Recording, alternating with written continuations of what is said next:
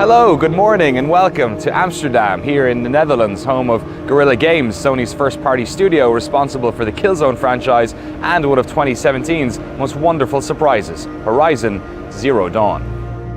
Guerrilla are based in the heart of Amsterdam, a city they've called home for 17 years now. But until quite recently, the studio was only ever associated with a single franchise, a series of sci-fi first-person shooters exclusive to Sony consoles. But after years of developing battles between the ISA and Helghast, Guerrilla embarked on a new challenge to create a game several times the scale of Killzone, an open-world game set in a new type of post-apocalypse. A game with a meaningful story, memorable characters, and a lush, naturalistic world. We know how this story ends. Horizon Zero Dawn has been a massive success for Guerrilla, critically praised and commercially successful. But as I completed the game earlier this year, I couldn't help but think, how? How did they get here? How did they pull it off? How does a studio that cut their teeth making linear first-person shooters scale up and retool to make an open-world role-playing game? What were the many challenges they faced in doing so? And what were the creative decisions that led them to create the universe and gameplay of Horizon Zero Dawn? We have a lot of questions. I better finish this coffee soon.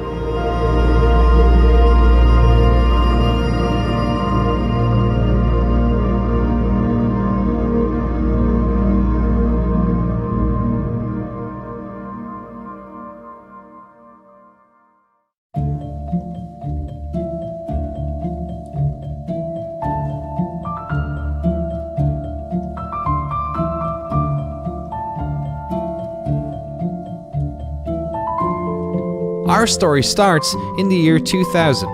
Guerrilla Games was created from the amalgamation of three Dutch companies, Digital Infinity, Lost Boys, and Orange Games. At the time, the studio was only about 30 people strong, and many of those people are leads at the studio today. Back then, Lost Boys had been working on a first-person shooter concept known simply as Marines. But during this era of games development, self-publishing wasn't so accessible to small studios, so the first thing Guerrilla needed was somebody to help them make it. They noticed that for all of the success that Sony was enjoying in the console market, they didn't have a strong first-person shooter in their exclusive portfolio. Unlike, say, Microsoft, who were selling consoles based on the word of mouth around Halo. So they pitched Marines to Sony and got themselves the deal of a lifetime. Signing a deal with Sony was that was the ultimate, that was the ideal for an independent developer. I think Sony had 72% market share in that PlayStation 2 era. So for us as a tiny studio in the Netherlands where there was no games industry, to sign a deal with PlayStation to get your title published by Sony, that was exactly what everybody wanted at the time. And then our relationship evolved very gradually. So we did one of our many games and we focused on on Killzone, on Marines, that became Killzone. We decided to basically put all of our eggs in one basket and do one thing very well and not be distracted by other genres and other things. And then that project became increasingly important to PlayStation, and they wanted to make it bigger because originally, and not very many people know that, Killzone was set out to be a budget title. All right. It had a very small budget, had a very narrow scope, and because it was interesting, it looked good, particularly graphically. It was very strong in the eyes of our producers at PlayStation. Now we're talking 2002, 2003. It became a full-fledged AAA game. After 4 years in development, the studio's first game was released. Killzone had a mixed reception from the game-playing public. Many critics noted that it contained the seeds of a great game, but technical issues in graphics, gameplay, and sound design made it hard to enjoy it. In truth, the game had barely come together in time, and its multiplayer mode had been crammed in last minute. It was pretty ambitious and had fallen short of both the market and Guerrilla's expectations. But that didn't stop the Guerrillas from setting even loftier ambitions. The team learned from the mistakes of the first game by employing dedicated game designers and installing game directors to help keep the new project on track. Executive producer Angie Smets remembers that time well. So we shipped Killzone 1 and we knew that we had a lot to improve just on our development process. For a while we worked on an internal vision video about what a first-person shooter game could look like for the next generation. And it was meant for internal use only, to be like, a visionary piece.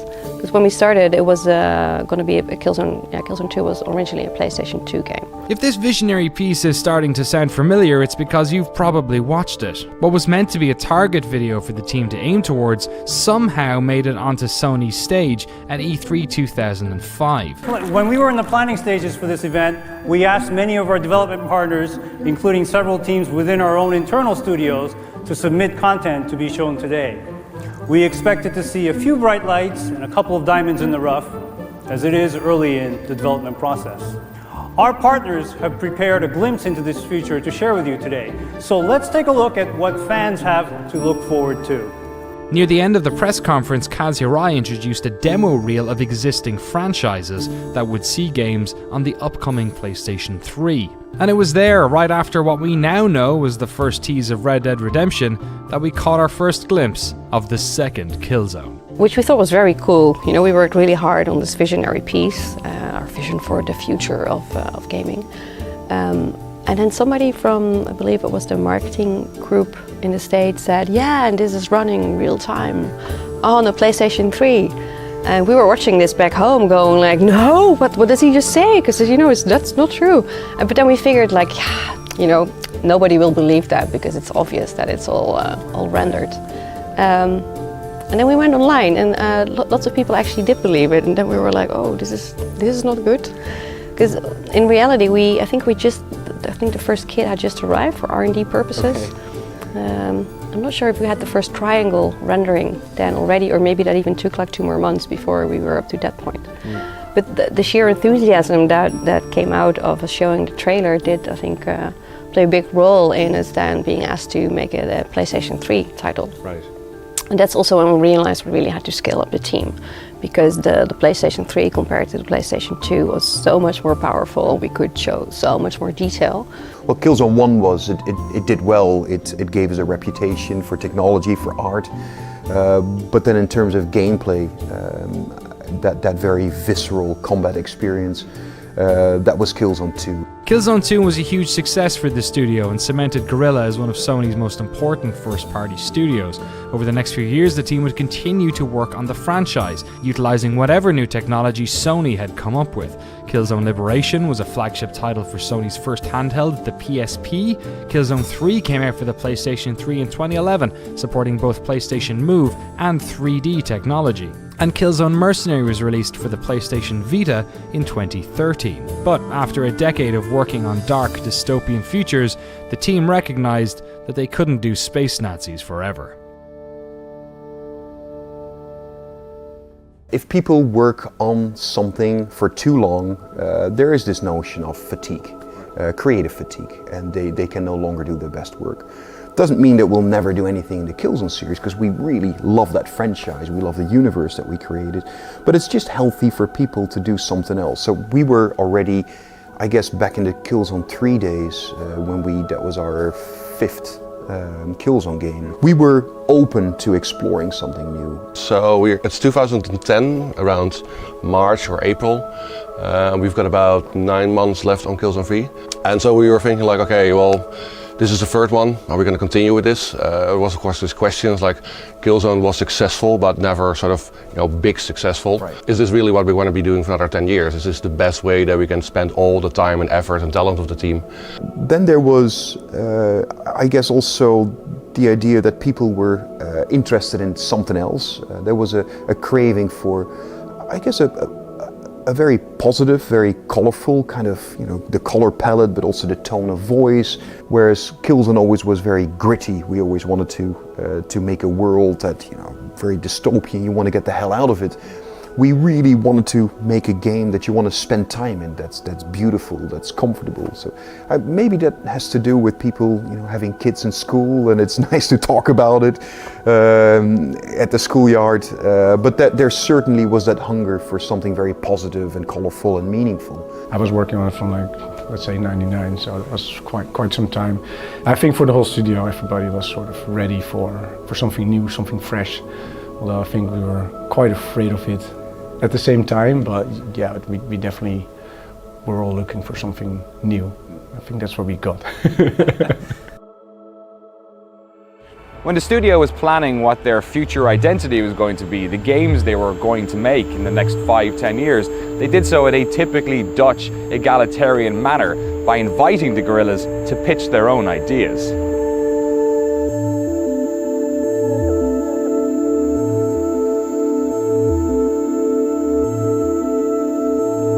Back in 2010, so that was towards the end of the Killzone 3 development track, we put together a brief, very detailed, probably an 8-9 page brief discussing everything, from commercial rationales to Guerrilla's core competences. We had a lot of constraints and conditions that we wanted the pitches to adhere to. Everybody that worked at Guerrilla was invited to pitch. We're a pretty flat company. Right. It's also very Dutch, not to be too hierarchy focused. So we see everybody as equality is a really important value also in Dutch society. I believe we got almost 40 pitches back. Really interesting to me is that I believe there was only one straight shooter that came back. Right. I mean, there was gun gameplay in many of them, but in a straight, solid FPS, that was only one, maybe two of them. And then that tells you something about the studio. That tells you, and I think that illustrates that hunger, that craving for something new. I might have said no puzzle games, no racing games, because other people are way better at that than we are. So don't do that. But within that, everything was possible.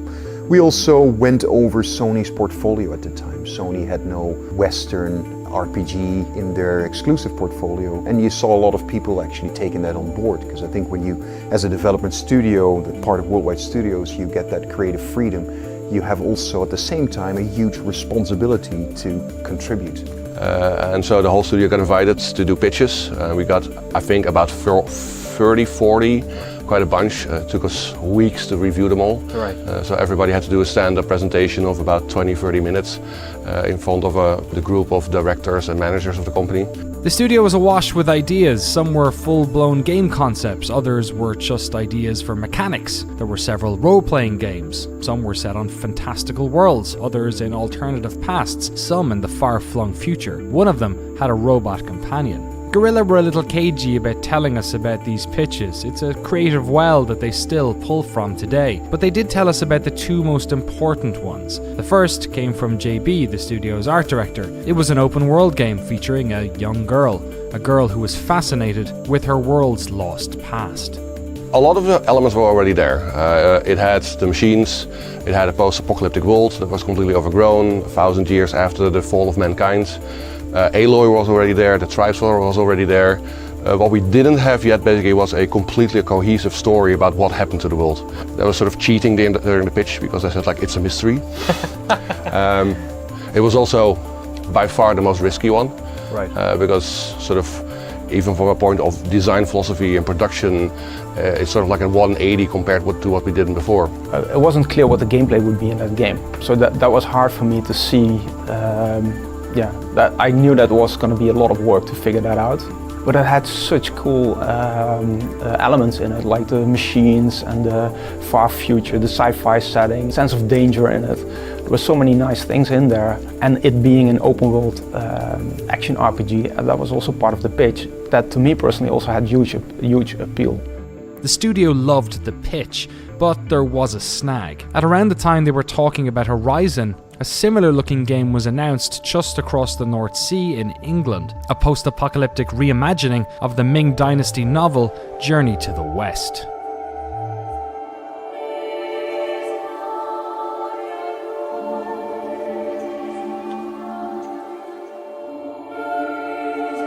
There must have been thousands of people living here. More. Tens of thousands? Maybe. At the same time, basically, Ninja Theory was working on a game called Enslaved. Right. And Enslaved basically featured a post-apocalyptic world, a female protagonist, machines that were slumbering that would be awakened. So I myself went to Herman and said, like, I don't think we should do this. It touches too much of these other points. And Herman Baeke sort of was very reluctant. He said like, okay, well, I think it's a bad idea to do this, but we'll can it for now and maybe we'll look at it later. And so the company went to work on another project, which also people felt Baeke was a little bit more safe and secure. It was more in our line. It was a gritty sci-fi universe, but still very imaginative. Guerrilla put Horizon to the side and started working on another game. In terms of gameplay, it was something a lot closer to the work they had done with Killzone, but less linear, more open, and totally different in terms of setting. A sort of alternate universe monster mashup with a striking visual style. Yeah, that was Roy Postma's pitch. That was a game, very steampunky, that was his thing. Yeah, it was like alternate history in the Industrial Revolution, and he would throw together all like the historical figures from that time. So you get like the Jekyll and Hydes and all that kind of stuff. It's a bit like, was it League of Extraordinary Gentlemen? Oh yeah. It's sort of that angle. Gunplay in there, but if you look at the concept art that he produced for that, it was very, very reminiscent of the Order, and we weren't aware of that project at the time. Right. So when that was internally shown, that was, wait, I thought we were doing that or we were not doing that. How great that they were doing it. The studio worked on the unannounced game for over 6 months, but when it came time to pitch it to Sony, they couldn't get Horizon out of their minds. I think it was some point when we were already pitching the other one that I went to Herman and said like, why exactly do we shelve Horizon? Because there were some market conditions, other games that came out, and I was like, we should try again. And Herman was actually on the same page. He was thinking the same thing around that time. We actually went quite extreme with this idea of openness and getting and inviting people's opinions. Like many publishers do, Sony, Worldwide Studios gather after E3 when everybody is in LA. We had this meeting of about 150 devs and senior execs as well. Right to the point, Baeke, where we were going to pitch it to Sony, Herman literally came at sort of like the 11th hour and said like, get the other pitch as well, get Horizon, and we'll do it both at the same time. And we were so like, well, that's unfair, Baeke. Here's a highly polished pitch with lots of interesting animations and game mechanics that already work, and this is sort of like a really rough sketch. I pitched both of them, and I literally just asked people, raise your hand, and it wasn't so much by vote, but I went to see the people that had very strong opinions, and what I really picked up on was the people that loved Horizon. They loved it with a passion. They really liked so many things about it, including the character, the story, that crazy world of that nature, and then the machines in it. So the quality of the likes that we got were really, really strong, and we built on that. The Guerrillas decided to take the risk and follow their passion. Their next franchise would be set in the world of Horizon. But there were dozens of things that could go wrong. First, Guerrilla had never made an open world game before. They didn't have that expertise. Plus, this was coming out on a whole new generation of console. There were too many unknowables and too many things that could negatively impact the project. So Anji and the leadership team devised a plan to mitigate that risk. They'd work on 2 games. The first, a launch title for the PlayStation 4 in the Killzone franchise. This would help the team build the necessary tools and jump over many of the technical hurdles of working on a new platform. When we were making Shadowfall, we already were making Horizon in parallel. So some of the things in Shadowfall were like test beds for Horizon as well. We're like stretching up our coordinate space because we knew we had to do an open world, so everything had to be wider and larger, and we're starting to do those experiments. So some of the code in Shadowfall actually dealt with like large open worlds, but like was not actually used. But into very late in the day, we couldn't really afford to have 2 different engines. So it's exactly the same engine. What we did at some point is like the code to run Horizon and Shadowfall was pretty much exactly the same code until the day that Shadowfall shipped. Like you just put different content there, like a different mod pack basically, and it became Horizon. But while most of the studio was working on Shadowfall, a smaller team would focus on Horizon in what they called an ideation process. This is effectively a long, iterative brainstorming process where the team would try out new ideas, build prototypes, and iterate on the game in a small skunkworks project. Horizon could have ended up looking like a completely different game, but the decisions made during this ideation process would steer it towards the game it would eventually become.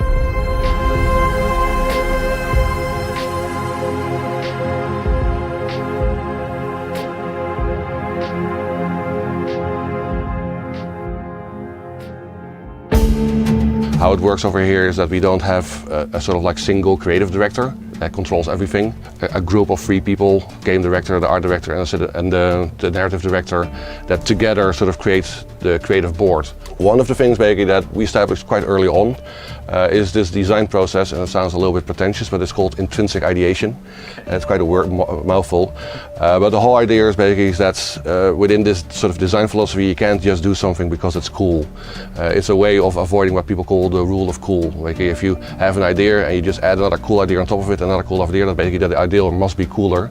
But then you end up with, dinosaurs riding sharks with lasers. So the idea was really basically like everything has to come from things that we have already established as truth to the world. So with Horizon, when we started, we created small experiences, small playable experiences that allowed us to kind of create these moments, these encounters with machines through a bit of nature with a female character, and everything didn't look like it looks today when the game shipped, but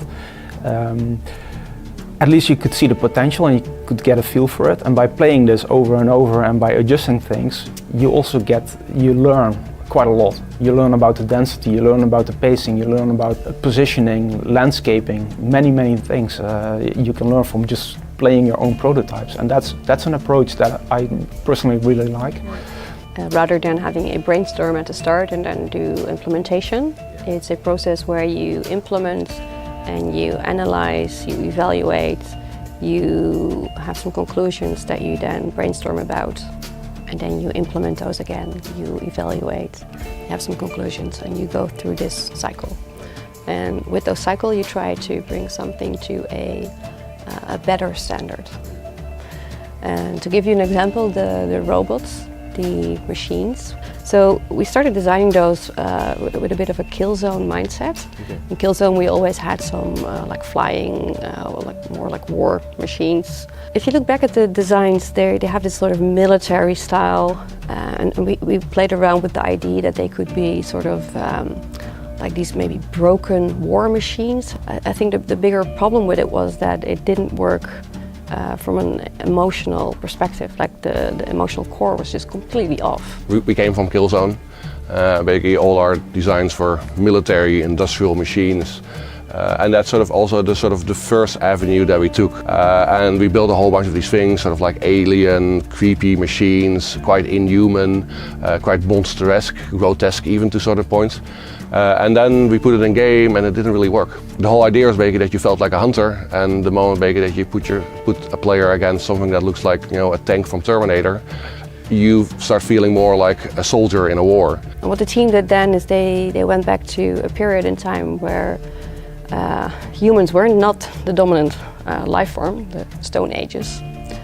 And then, I don't remember who, but somebody suggested like, yeah, maybe we should make like a dinosaur machine. And then lots of people got really worried. They were like, robot dinosaurs, are you crazy? Absurd. That's never gonna work.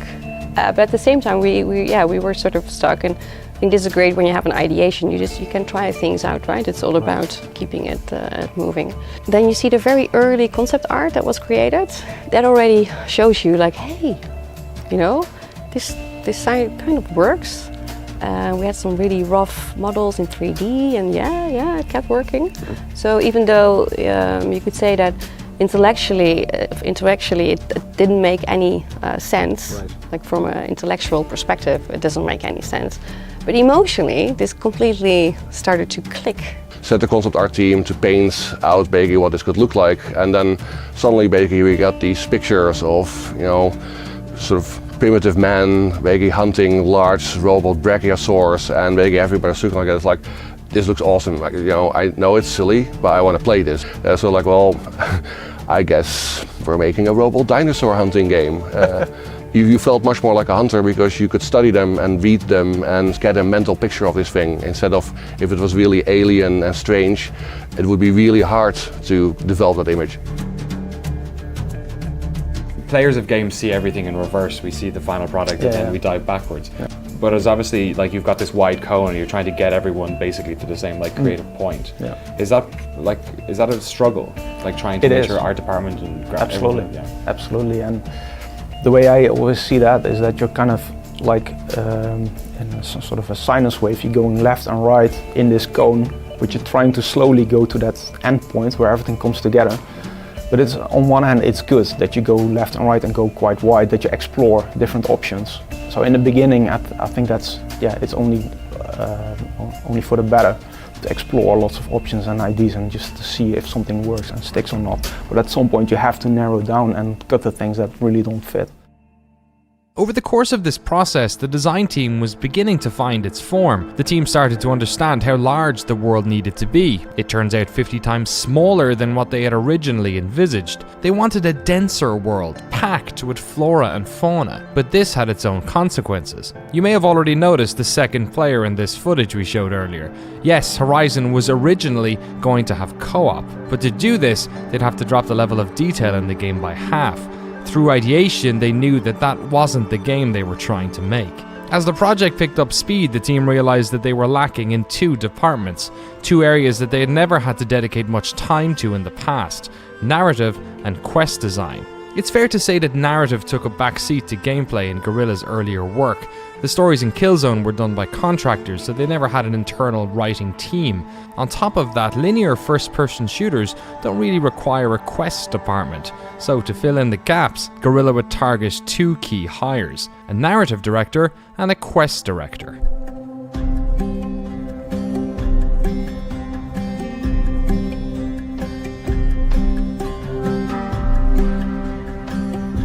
So there are really two things. One is we acknowledge that there's a lot in Horizon that truly builds in our core competence, and what we're good at that needed to be shown in Horizon. So the combat, we're making an open world action RPG. We wanted to make sure that the core combat was better than the competition. That was a goal, because that's what we knew how to do.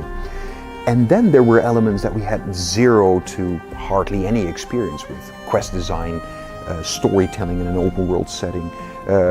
So that was a recruitment process. We went after some hand-picked key hires on the writing team, on the quest design team, but also we understood that we required a real overhaul of the technology to be able to make that. So the tool chain that you need to build these quests, to facilitate great looking graphics in an open world to the expectations that people have of a Guerrilla title that typically was more linear and therefore easier to build. So we had very well-defined project goals, and then we went after the right people to supplement the talent that we already had. I joined the studio about 4 years ago. I was brought on board specifically for this project. Guerrilla reached out to me because of my background in open world role-playing game development. And when they did that, they kind of showed me the pitch for the project, and I was pretty stunned. I mean, first of all, I was kind of flabbergasted to see that a studio that had been working on linear first-person shooters had decided to create this huge open-world action role-playing game. And you're no stranger to post-apocalyptic open-world role-playing games. Right. Yeah. So I was lead writer on Fallout New Vegas, but this world, of course, was something completely different. Whereas the entire Fallout series is the post-apocalypse is this kind of junk heap that's left behind as a result of all this human savagery. This was something that was striking these notes of grace and beauty and majesty, what we often called post-apocalyptic nature, that took a lot of inspiration from BBC documentaries. With some of the early footage that they were showing me from prototypes, you could immediately imagine David Attenborough just starting to narrate what was on screen. And so it felt like it was something that was very distinctive, unlike anything I'd worked on before. When John came on board, the story and the game were quite different. The story still revolved around Aloy. It had the world, the idea of the machines, her as a hunter, but it centered around a towering city in the center of the game's world. Back then it was known as Mesa City. It still exists in Horizon Zero Dawn, but at around a quarter of the size, and you don't reach it until much later in the game. Maybe remember it. It's the game's largest city, Meridian. But of course it wasn't just large things that were cut by the writing team. Lots of smaller things did too, including horses. I remember when John came in, he did a complete overhaul of the story, and I'm very happy he did. And one of the things that he needed for the story was that the world did not have large animals anymore. Right. So for the first couple of years, we have all the prototypes. You see Aloy riding on a horse. And then sort of John comes in, overhauls the story and says, all horses are out. So naturally, the other creatives who were like, what do you say? Like, they were completely used to Aloy riding on a horse. It's ridiculous, she has a horse. Like, you know, look at all the cool stuff, look at it, like all the prototypes that we have. And John said, no, this is really important. Like, you know, I want Aloy to be special in this world, so she gets the focus device and she can hack machines, so therefore she's the only person. You know, if she can ride a horse, everybody can ride a horse in this world, right? So looking back at it, it made a huge amount of sense what John was saying, but it was not necessarily clear when that point was brought to the table, and of course there was lots of resistance. Yeah, he made immediately such a big impact on just taking inventory of what we already came up with. A lot of it he threw out of the window, and he basically wrote a new story. And we went through a number of iterations on that story as well to really fine-tune it. And I think that took about half a year to get the story from when he joined to when we thought, okay, this story, we like this story, this is what we're going to make.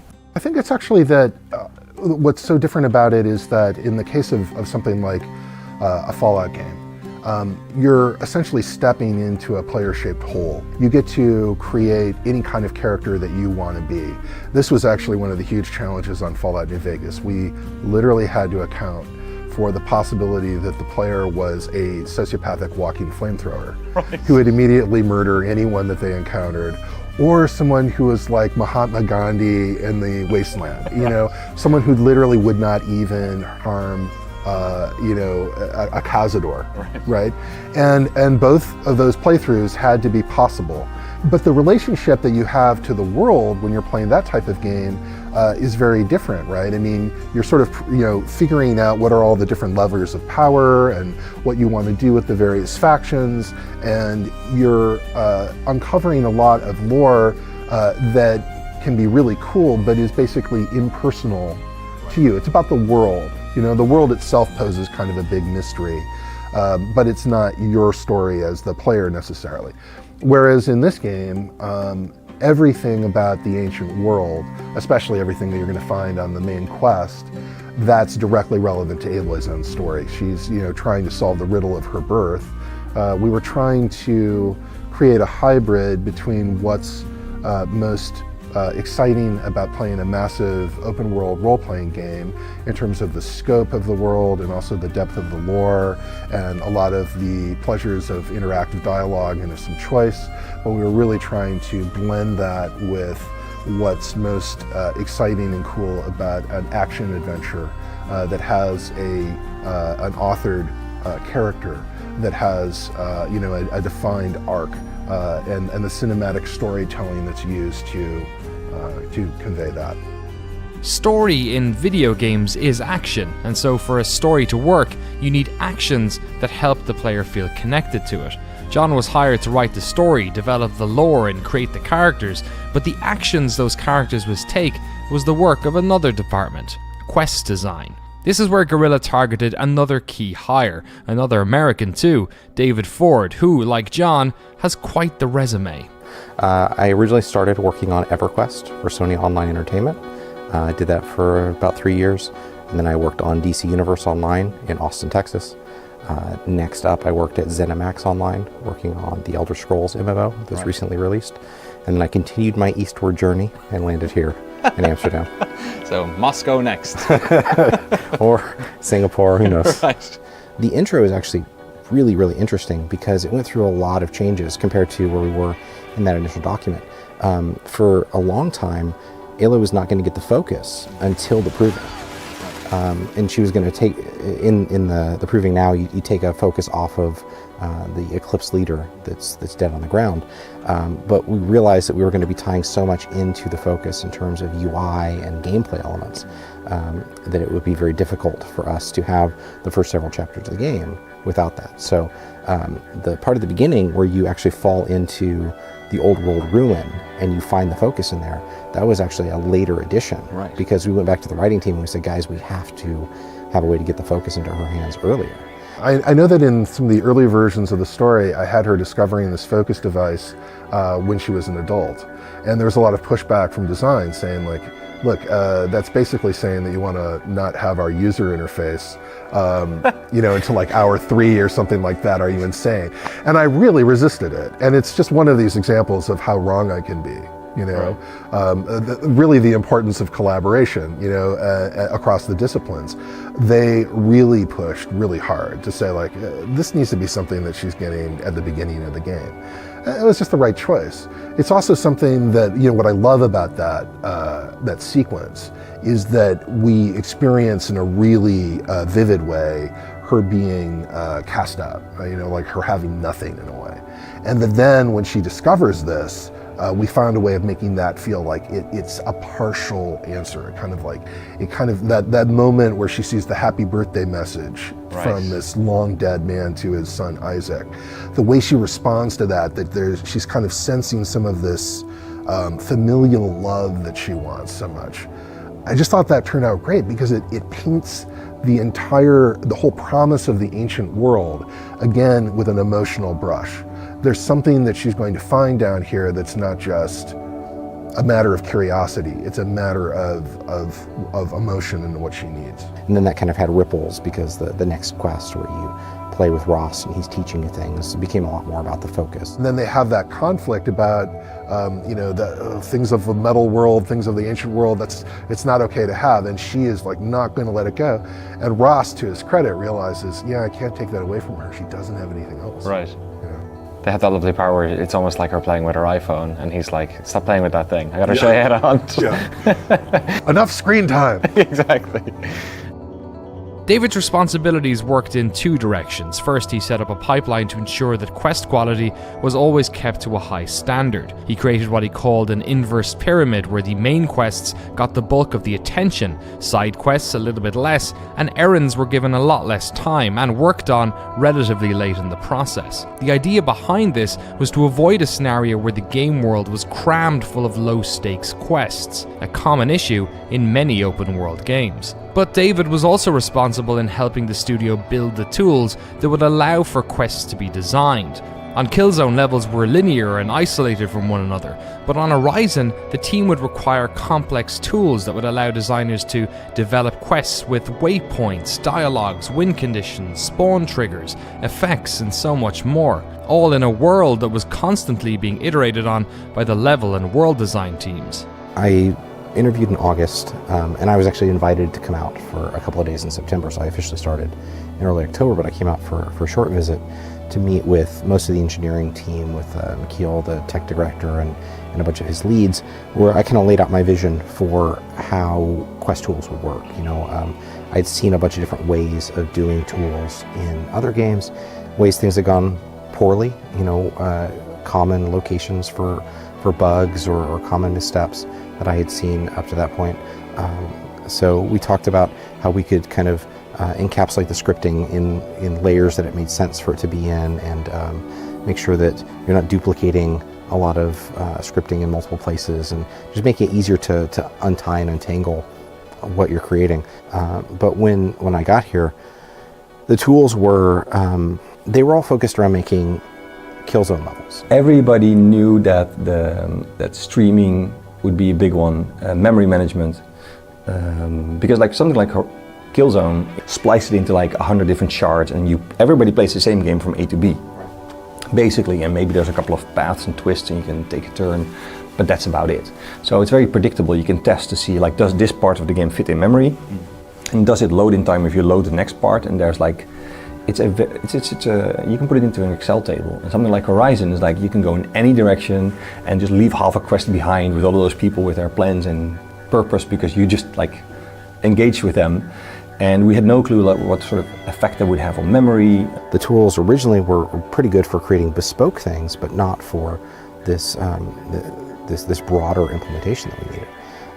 It was about a year and a half into development that the tools that we have now really started to come online. Yeah, that's actually something that came from JB, our art director. He was very clear from the start, like, you know, we have to do a lot of stuff with procedural placement because we cannot populate a very rich world or like do the sort of like artistic strokes of like on it and iterate. We can't iterate on a world that big anymore. So he was very adamant, as art directors can be, on a procedural approach, and we made a placement system where the artists define rule sets and that then place like meshes and stuff that they make, but also sounds and entities. So they can, for example, say like, okay, if there is, if the distance to the nearest river is within like 8 meters, and the height is lower than 200 meters or something, we spawn randomly these entities, and you have like fireflies or something, like buzzing bees around creeks. And they say like when the distance to a river is 0 meters, so basically you're in the river, and the current depth is more than 2 meters, we spawn I call like all those stuff that you find in rivers, all those plants and everything. So like they all like automatically get that stuff inside. So this is our world data map. Let's just zoom into where we are. So we have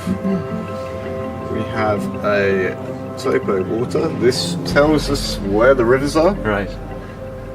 We have one for roads, and as you can see, these they're not just black and white maps, they have a fall off on them. So I can tell it that the value here for, well, for example, in the river, the white part is where the water is. Okay. And at 50% grey, that's the edge of the water. Right. And as it fades out, we can say, okay, this plant is next to the river, so we're going to use a different tree here because it knows that that area is next to the river. So that's all procedurally generated because it's nature, and there's no point in hand placing those things. It doesn't add much because that's just the way it works. But of course, like we don't procedurally generate, you know, anything man-made. So all the villages and settlements and everything. That's all just like. What about creature placement? That's all hand placed. Hand placed as well, including animals. No, the wildlife is procedurally made, but it is again context dependent. So you'll find different types of, depending on the type of forest or the elevation or stuff, you'll find different types of wildlife. We decided like that of course we were going to make an open world engine and everything was going to be like, you know, different streaming system and stuff, and then they decided to put like things the size of entire Killzone levels underneath the ground.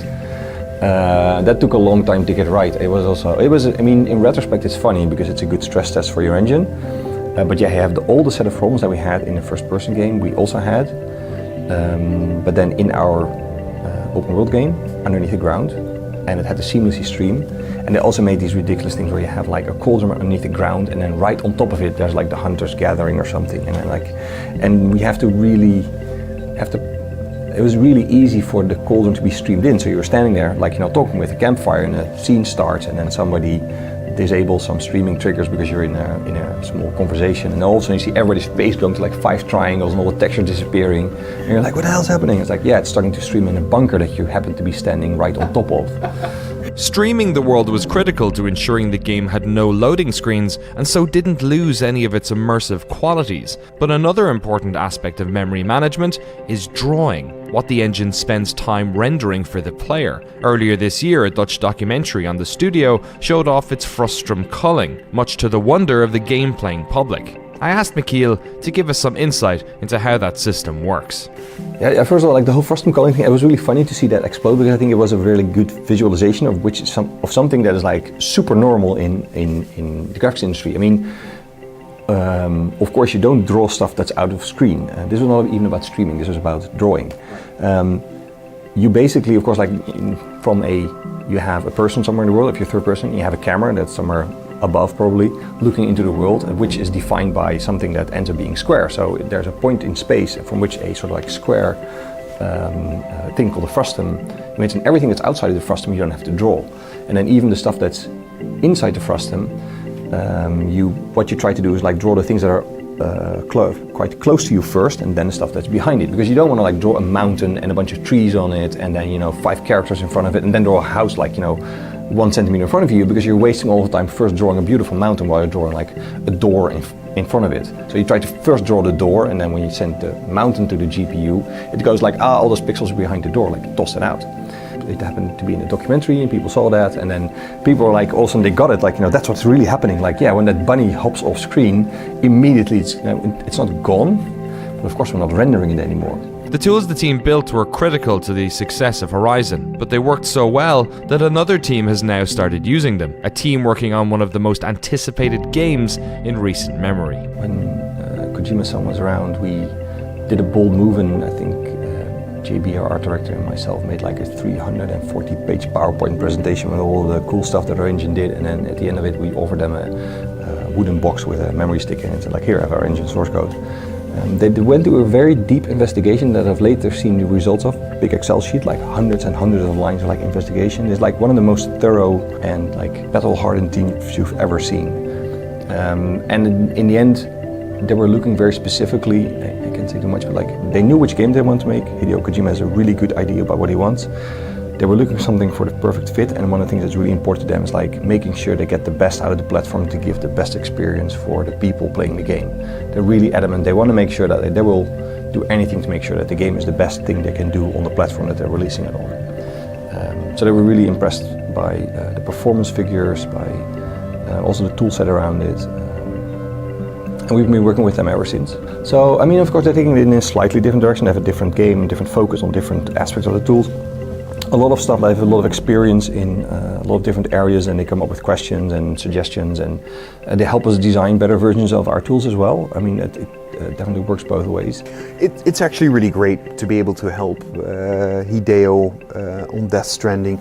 That is such an amazing team. They are so experienced and they're so talented. So it kind of was almost obvious that, hey, why don't we just offer what we have? How could that possibly hurt us? And we'll help them out with that. And they have been super grateful. They've been bouncing some really good feedback. So it's actually evolved into a collaboration. It's really great as a developer, just for the sake of making games, if you can help a great team like that. Yeah, I joked with our tech director, Mikhail. It's like, just as the 3D editor was starting to come online, I was like, the goal is you want to, at the end, be doing some sort of documentary where you're like, look at our amazing tools, and here we are today. We spent 4 days at the studio talking to people working on the game, and when we interviewed these developers, we walk away with dozens of anecdotes about ideas they had that didn't make the final product. So, seeing as we're talking about a Hideo Kojima game right now, perhaps this is a good moment to drop this one in. So this was in the beginning when we started our first prototyping, just to get a feel for what the world would be and how hunting machines would work.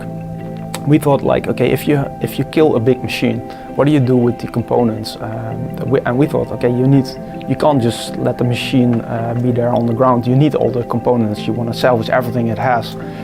But it was too much for Aloy to carry the entire machine, like a Thunderjaw or something.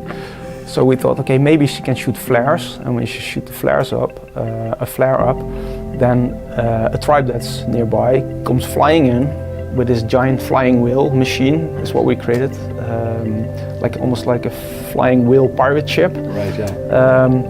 And they, with ropes, they climb down, they tie it to the machine, lift it, bring it to the city, and then you can collect your resources there, or the guy from the ship drops some coins down, and you can catch it. But it was also complicated. We had this in a cinematic at some point, but having to do this every time you kill a big machine didn't make much sense. So we had a number of these kind of moments where things were just becoming too big and kind of almost ridiculous, and it also didn't look plausible as well. It sounds like a post-apocalyptic Fulton, like in Metal Gear Solid 5. It was that, yeah. Yeah.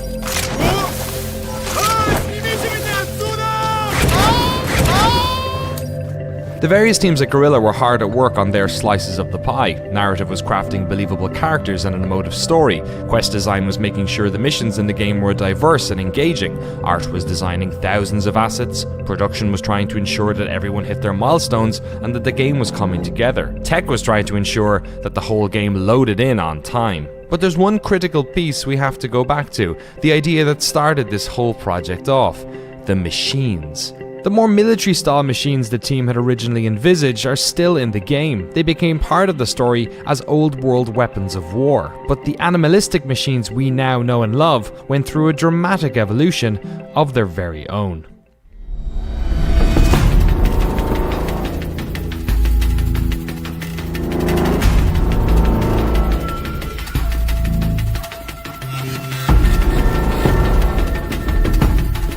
So the first machine that we ever finished was the Thunderjaw. Everybody was sort of like, is this a good idea?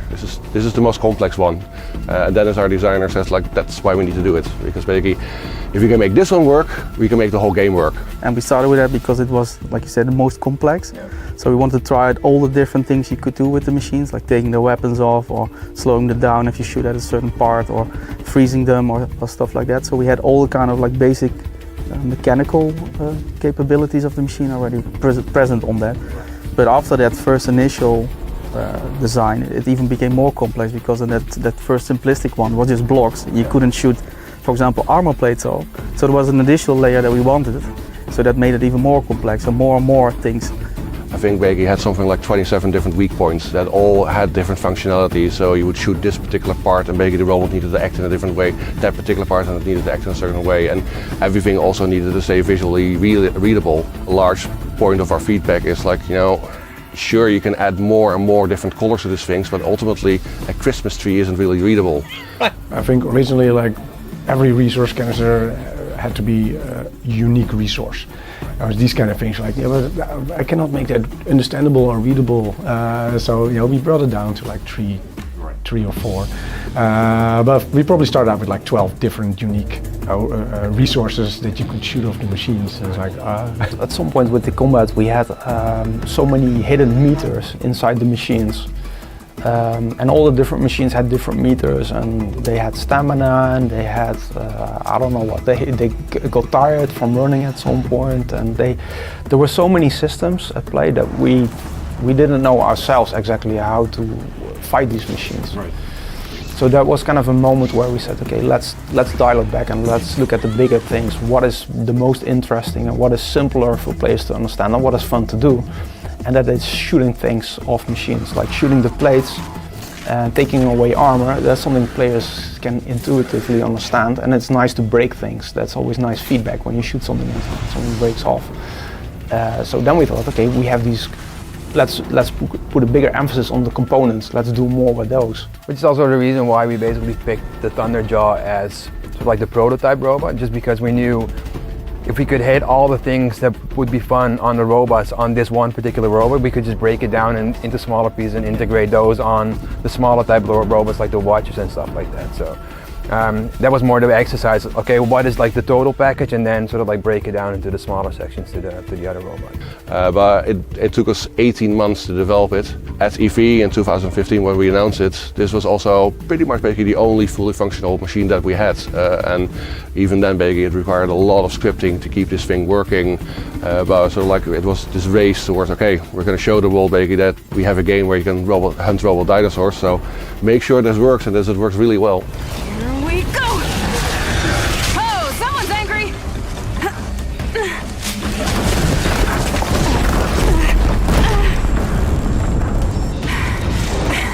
Gotta get under it.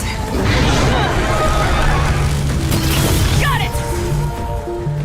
All the design documentation for the robots were like 50 or 60 pages per robot. Wow. Before we eventually started making them. Because everything had to be thought out first. Describing everything from the attack ranges to what they would do idle and stealth and group behavior, all the weak points, where the armor would be, all those kind of things, hit reactions, everything was defined. For example, with the Ravager, right? The Ravager was, I think, actually the one that we started like a full new production on after we did all the prototyping. And then looking at it from a game design point of view and also from a visual point of view, that thing was just a predator, just like hunting its prey, right? So that's the one thing that I really wanted to emphasize in animation. And that's where also like as soon as we started to look for reference for like panthers, hyenas, etc. that are chasing their prey, there's all like, especially a cheetah, for example, like they have such high speed that as soon as they sort of like try to change direction, there's all this sort of like out of control motion on their legs, try to keeping up with the speed, and that's something that I really wanted to emphasize on the motion on those. to build a machine based on an animal with muscles again, you get all these nice like organic lines. You know, you get all these nice power lines and power curves and all these kind of things in it. And then we started building like the framework over it. And I started, instead of like doing the hexagonal, you know, machine stuff, we started like following the lines, and everything became nice and organic.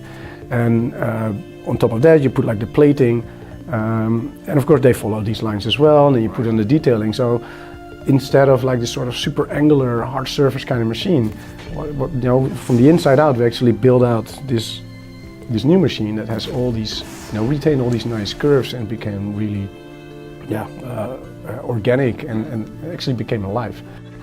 One of the strongest aspects of the machine's design is their sound design. The machines in Horizon sound terrifically unique while giving the player critical audio cues for them to react to. As I discovered, much like the design and animations of these machines, a lot of the inspiration for the sounds came from animals. That's something that we wanted, like for the attacks have a very specific audio cue, so that even off screen you would know an attack would be coming, next to the visual kind of things that we do. And we wanted to have that character that we were describing also kind of represented in the audio. I think she also used like a chihuahua for the scout in one of its attacks, to have that kind of like jittery dog kind of feeling, like the rah rah rah when he comes at you. Okay, so the long legs I think had the chicken sound, but also I don't want to say this, but yeah, I'll say it. Whatever. It was a lot of me actually. All right. It, yeah. And mimicking a chicken? Yeah. People will hear it after this. I'm ruining it. I hate this.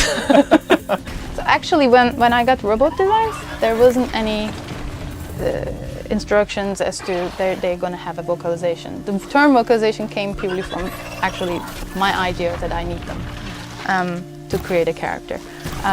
My goal was to have, especially for the machine types that are sort of in a group structure or in a herd, and if they're clearly exhibiting animalistic behaviors, I thought, okay, they would talk to each other, I guess. You can just observe them and have this chitter going on. But they had to be balanced against the cues that you really needed to communicate. Say when they see you first time, or when they get alerted to something, or when they're in between in a combat situation, occasionally they taunt you.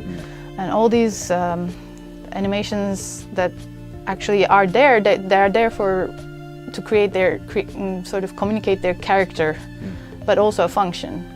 So to create this sort of iconic, relatively easy to recognize kind of sound, but still keep them attached to the size or the character of the robot. Our goal was that by not looking at the enemy, you could tell what it was doing and where it was, by hearing. So you would hear if it was searching, if it found something, if it was going into combat, if it was about to attack. So all of these stages, all of these behaviors that are important for the player, we wanted the player to only, by audio, to be able to know what was going on. So that helps if, once we got that sort of working, that helped enormously with some of these enemies that might not be in your view. You could still hear what they're doing. And I think players, maybe not consciously, but I think they at some point will learn with specific sounds of machines what's going on and if they need to run or dodge or do something else. Yeah. Over the course of years, these machines evolved from concept drawings to prototypes to the machines we see today. They were iterated on, given new looks, personalities, new combat rules, audio cues, and so much more. They look and feel like real, believable, animalistic machines. And so perhaps the biggest testament to the quality of work that was done to animalize these robots was how that work impacted the wildlife in this game. Is there any AI or anything that's shared, or animations that's shared between the machines and the fauna, like just the animals? Yes, we did reuse some animations for the fox, I think. I think basically all the like the wildlife, as we call it in game, is basically a variant on one of the like machine animation that we did. Just it was like one of the time constraint things, but in the end it actually worked out. Just because they're so animalistic, it basically actually transferred over to them really quick. And as soon as we had that, we just polished them up a little bit, of course. But a lot of sort of like the base animation for those wildlife things become from the machines. Yeah. They evolved into real creatures. Yes, exactly. Right. The game was chopped at and added to for years. It didn't originally have human-on-human combat, but through playtesting, they realized they needed some for variety and to help show the various types of tribal cultures. The tallnecks, known internally as com-giraffes, were originally huntable. You may remember them walking in herds in the original E3 2015 reveal. But some of the team didn't think murdering these elegant, non-aggressive creatures worked with Aloy's character. There was years of work done to create believable tribes with distinct beliefs, superstitions, and cultures. We're going to publish extended interviews containing a lot more of this deep, spoiler-rich insight at a later date. As the project barreled towards their 2017 release window, so much more had to be completed. A game at this scale requires so many elements working well and well together. The team all agreed that had it not been for these final months, Horizon Zero Dawn may not have come together at all.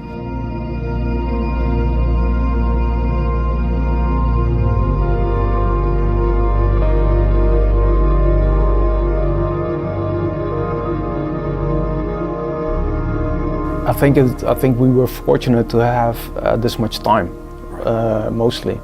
Figuring out kind of lots of important things like Aloy, who is Aloy, what is her personality, what is her story, how old is she, what does she look like, all this stuff just took a lot of time to figure out. But also, yeah, the same thing is for the combat. The unique component of this concept was of course these machines in terms of gameplay, and we didn't know how you would fight with these.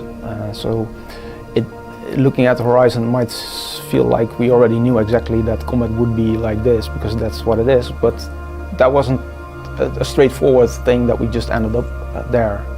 There was a lot of experimentation and cutting and adding and changing and simplifying in a lot of cases as well. A year and a half before we shipped is when we first saw, okay, this combat is going to be pretty cool. We were immensely fortunate to find Ashley Birch to play Aloy. We actually had, we heard a lot of auditions. We even had, for some of the prototypes we did, we had sort of placeholder dialogue that was put in place by other actors, and none of that ever felt right. And the moment that we heard Ashley performing Aloy, is like, oh, there's Aloy. It was that feeling of discovery. I think I'm most proud on how everybody worked together on it. Like if the beautiful nature, we got a lot of praise from our beautiful nature. It's really so many different teams who had to collaborate on making that work. I mean, there's the huge, let's say, performance side of things to get it to stream and to run on performance, and the procedural content generation aspect of it. Up till the sound team, who, believe it or not, every ecotope, as we call them, have different bird sounds, because they actually went to do the research and have that all work together. It's really hard to explain, but if you look at the game 3 months before it was done, it was nowhere near the end result. And then even when you think, 7 years, that's such a long time, how can 3 months more or less, does it really make the difference? But it does, it totally does. The technology enables, so you can do a lot more, you can show a lot more detail in everything, in your assets, in your animations, but also the consumers, they expect a lot more scope, gameplay duration. I'm actually really proud of the fact that we have been able to create a character that people embrace and want to follow, and I've gotten a lot of mail and from people who have daughters that they go training like Alo did with Rost, and they go practice, and we're literally talking people with daughters that are 3-4 years old, and they're on the couch and they're practicing and they're doing dodge rolls and they're buying bow and arrow. It seems that Aloy to many people was an important character, and I don't think we've had a lead character before that really inspired so many people, including young girls. That's just really wonderful that we have been able to create that. Do you have kids yourself? I have a 13-year-old son. Oh, well, lovely. And he was not allowed to play the Frozen Wilds yesterday, and he had not wanted to come into the studio to play it because he wanted to play in one go, but he finishes his test today, and I think starting 3 today he will be well into the Frozen Wilds. Do you make your 13-year-old son sign NDAs? I'll let Mr. PR here answer that one. It's the same thing I think happened with Killzone 2. Also, what we achieved there, it took a while before that actually sunk in, and before I realized what we built and how much people were liking it. But it's incredibly motivating, of course, to see this response, and gives a lot of energy to start on a new adventure. Are you sick of making open world games, or? Oh no, no.